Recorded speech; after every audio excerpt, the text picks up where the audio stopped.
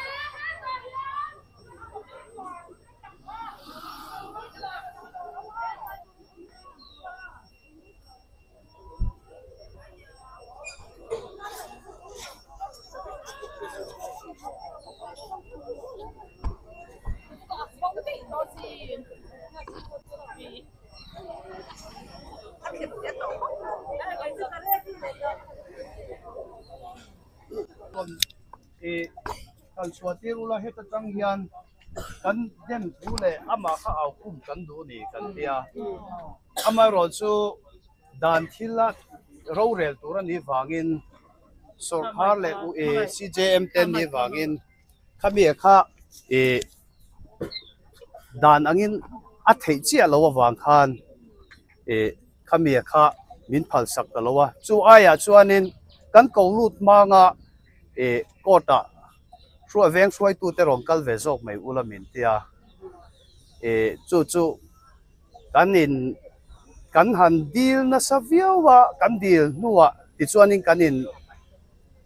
rem ta de ti chuanin kan vakala YMA MHP le council lam kan vakala athate kan lak saka kan zuya chuanin kota ronin lan thleng kha hanin kan ron chuak puya chu min se thiam sam mai ro an tia kan lunga oi tlang mai to tura kan ngai ama ro chu kan lom kan CJM chunga po kan loma kan police te chunga po kan lom khotlang min za thiama kan thu soite kan lung oi lo na te min lo nem thiama tin kan lung oi lo zia an thria a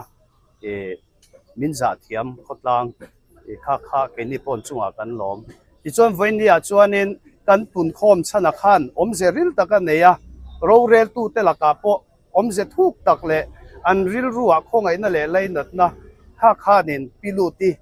chunga thil thenga kha an thin lung chunga thui takina in tu ni ti kha kan thria ta tha ti khan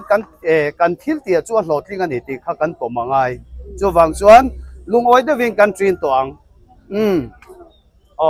alom om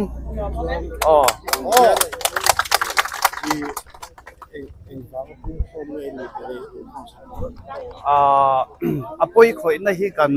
dema in chumi piala ma chuanin pilu ti alainat oma chu khotlang hen kan laina te le ma tin hetiang ang thil poi khoi na rap kha ki kan renga hian ala khen lo wangin mi pui min chong boka ati tuwa poi khoi tuwa kha kan dem mai piala ma athe angana thu nei tu ten na sem tura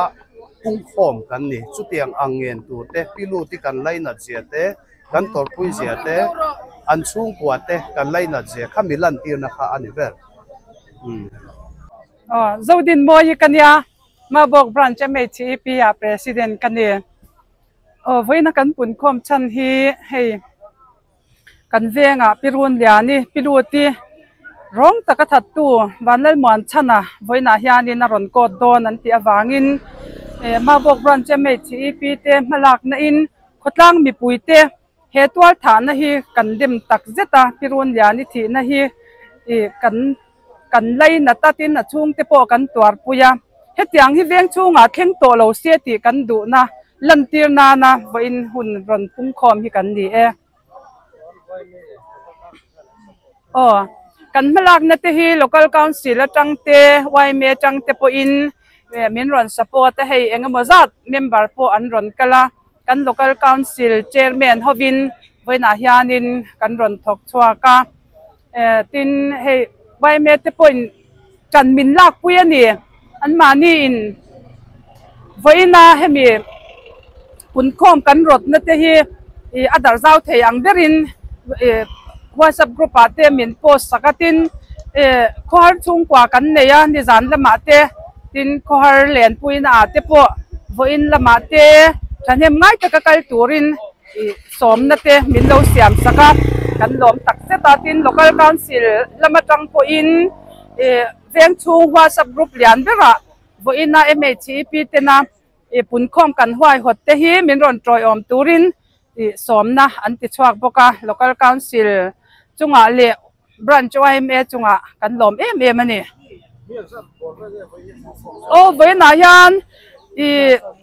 za somnga atanga za somruknin kan sia chat thi cha ta haran china khanin kan YMA swai tu pakhat kan han thiara